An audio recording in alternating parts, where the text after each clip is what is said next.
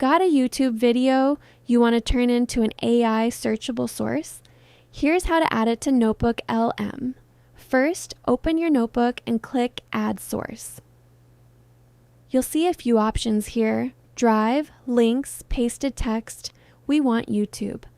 Now, just paste the video link, copy it straight from YouTube's address bar, and drop it in this box. Click Insert, and NotebookLM goes to work.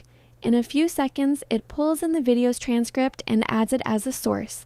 You'll see it listed right here with the title. Quick heads up, NotebookLM only reads the transcript, not the visuals, so the video needs captions turned on. Public videos with auto-generated or manual captions work fine. And that's it.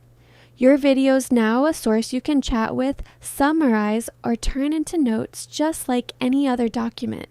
Repeat this for every video you want to add it.